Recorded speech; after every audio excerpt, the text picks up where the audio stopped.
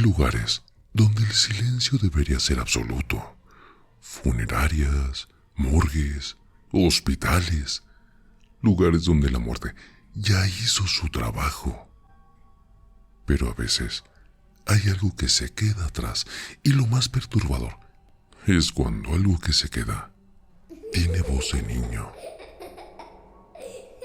Esta noche escucharás historias de trabajadores de funerarias, morgues, hospitales, personas que aseguran haber visto, escuchado o incluso hablado con los niños que ya estaban muertos. Apaga la luz, respira profundo y deja que el miedo haga su trabajo. Trabajaba en una funeraria y una noche, una niña muerta no quería quedarse sola. Hace años trabajé como conserje en una funeraria. A ver, no es un trabajo fácil, pero con el tiempo te acostumbras. Te acostumbras al silencio, a los cuerpos y al dolor de las familias. Lo que nunca imaginé es que también tendría que acostumbrarme a los que no se quieren ir.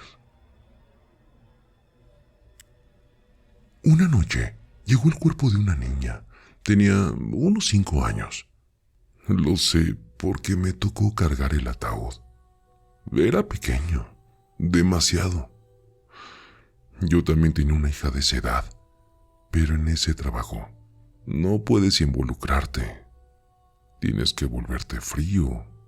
Y bueno, esa noche me quedé a limpiar. Solo estábamos otra trabajadora y yo. Ya casi eran las 11 de la noche.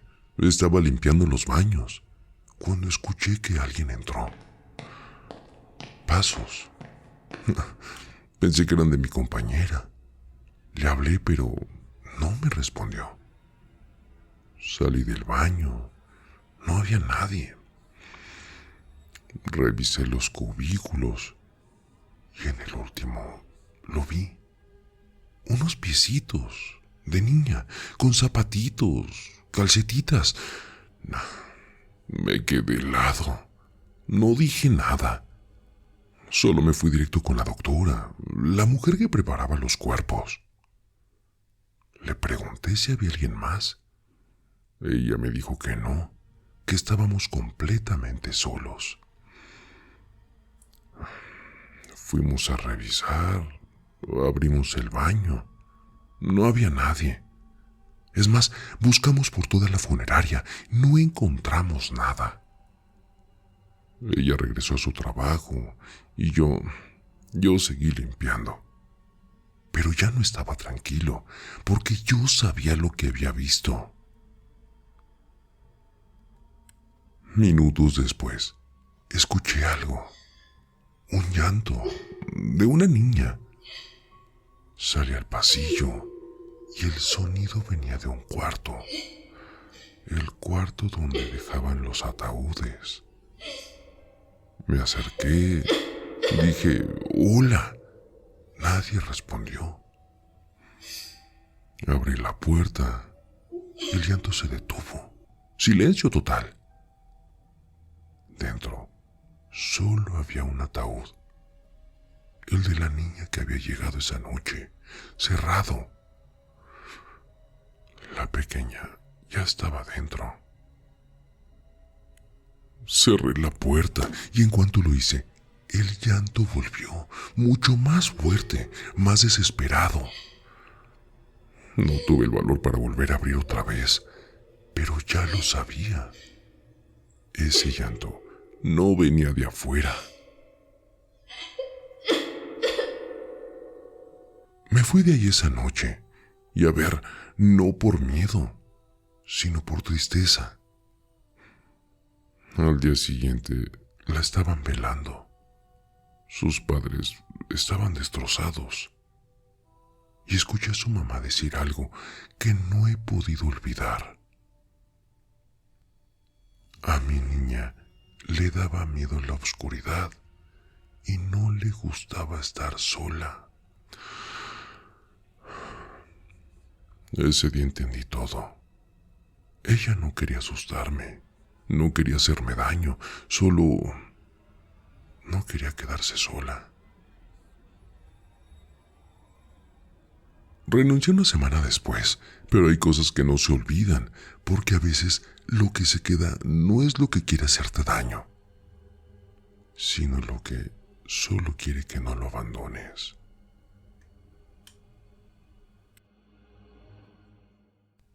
En la morgue hay una regla que todos respetan. Nunca abras una gaveta si escuchas golpes desde el otro lado.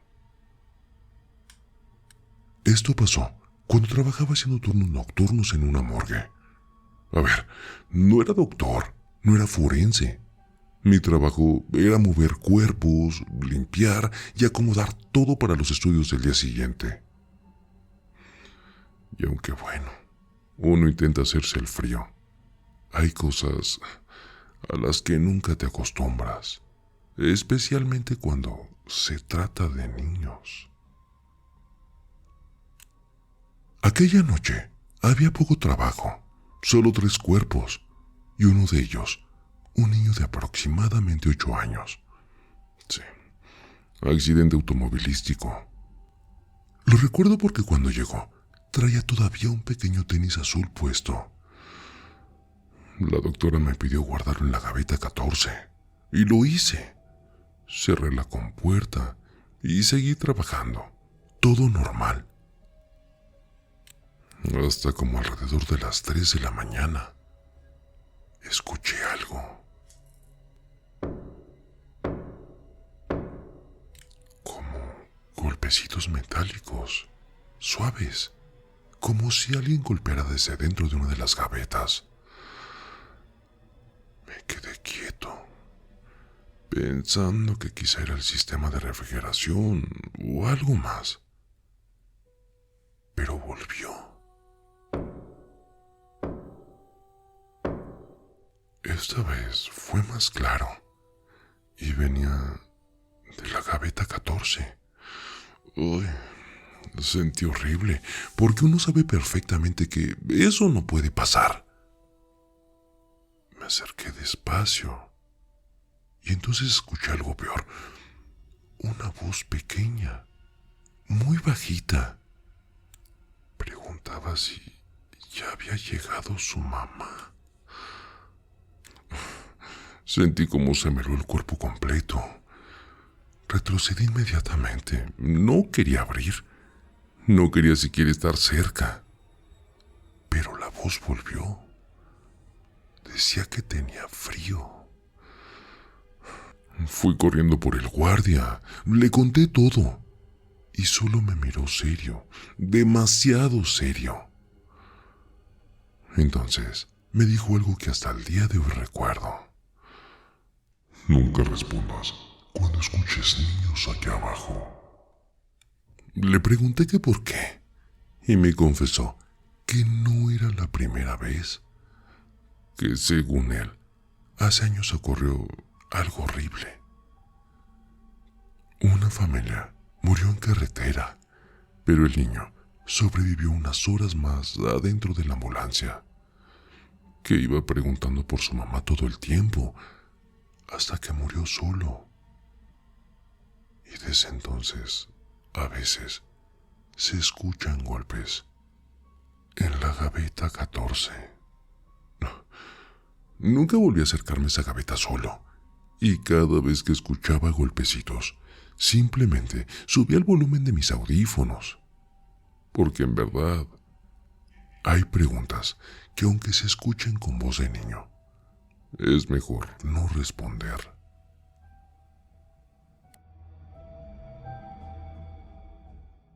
En el hospital decían que era imaginación, hasta que una noche una camilla se movió sola y una voz infantil dijo: "Ya me quiero ir". Mi primo trabaja en traslados médicos. Le toca mover pacientes, cuerpos, camillas entre hospitales y funerarias. Y aunque ha visto cosas feas, hay una historia que jamás volvió a contar sin ponerse nervioso. La de la niña del pasillo. Todo empezó después de un accidente. Una niña murió en urgencia antes de entrar a cirugía. Tenía como 7 años. Dicen que alcanzó a preguntar por su mamá antes de perder el conocimiento. Después de eso, comenzaron a pasar cosas raras en el área de traslado. Camillas movidas, puertas abiertas y sobre todo, risitas, siempre de madrugada. Mi primo no creía nada de eso, hasta que aquella noche eran casi las 2 de la mañana. Iba empujando una camilla vacía por el pasillo largo. Dice que sintió peso, como si alguien se acabara de sentarse encima.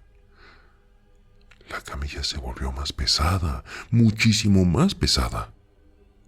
Pensó que alguna rueda se atoró, pero entonces dice que escuchó una voz muy cerca de su oído, que le preguntaba: ¿Ya nos vamos? Mi primo soltó la camilla del susto y la camilla siguió avanzando sola, despacio, como si alguien invisible estuviera acostado encima. Lo peor fue que se detuvo sola frente al elevador de la morgue. Y entonces escuchó una pequeña risita. Al día siguiente, le preguntó a una enfermera que ya tenía bastante tiempo sobre la niña. Y ella solo le dijo: ah, sí, a veces se sube a las camillas porque no entiende que ya murió. Y después agregó algo peor: por eso nunca dejamos una camilla vacía mirando hacia la morgue. Mi primo cuenta que renunció meses después, pero que hasta hoy, cada vez que escucha ruedas metálicas en hospitales, voltea, porque parte de él todavía espera ver a esa niña sentada en la camilla, preguntándole si ya van a casa.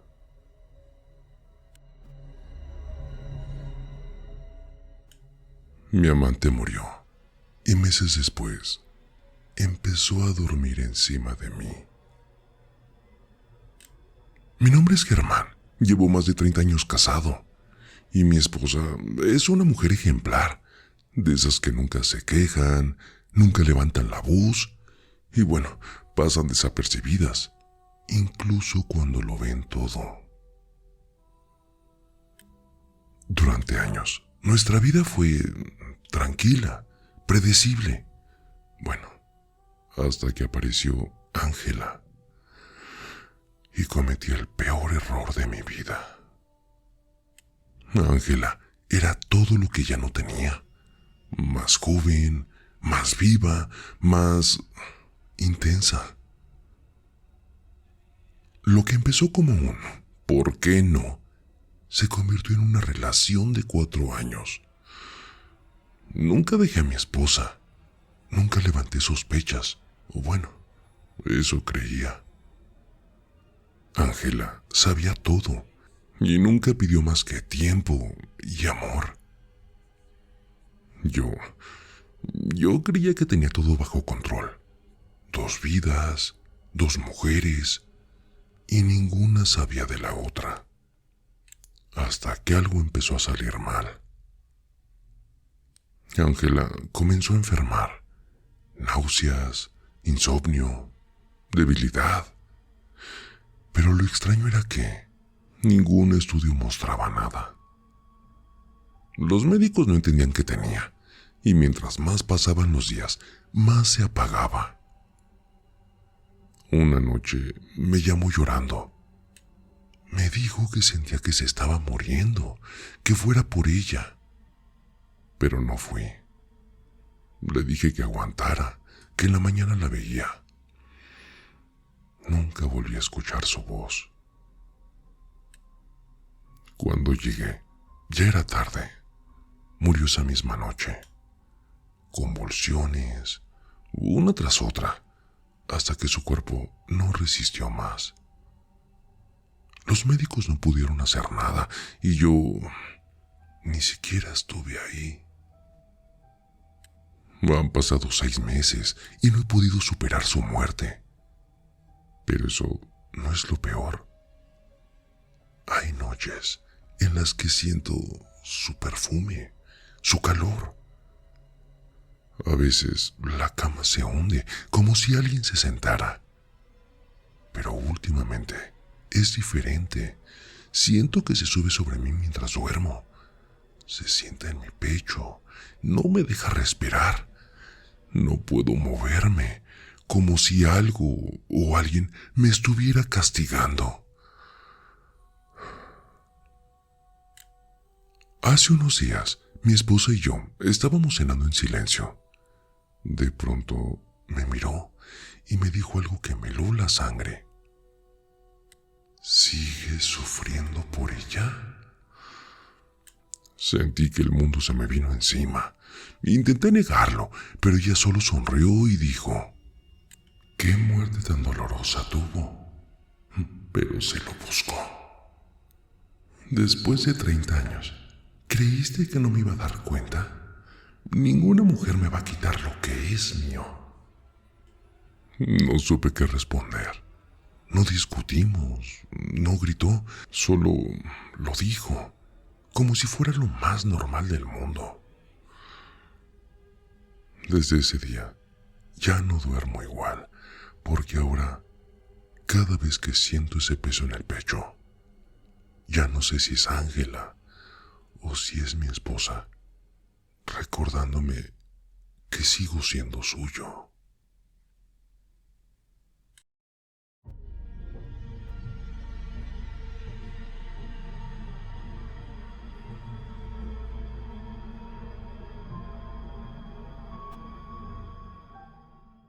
Si aún no son parte de nuestra familia TDT, los invito a suscribirse al canal para no perderse ninguno de nuestros escalofriantes relatos. Y si disfrutan de lo que ven, no olviden darle like a este video para ayudarnos a crecer. Y si tienes alguna experiencia o relato de terror que quieras compartir con nosotros, los invitamos a enviarlo a nuestra página de la comunidad. Comunidad Relatos de Terror TDT. Nos encantaría escuchar sus historias y quizá las presentemos en uno de nuestros próximos videos. El terror está más cerca de lo que crees. Y no lo digo yo, lo dicen ellos. Escucha bien, Raúl, esto es para ti, con tu canal de terapia de terror, sí. Así es, relatos siniestros, historias escalofriantes, un podcast que te mantiene al fin lo emocionante. Pesadilla de terror, cada historia me atrapa. Raúl en YouTube llevándonos a otra escapa. Me enloqueces con tus cuentos del miedo, un suspenso intenso que me pone los pelos de punta.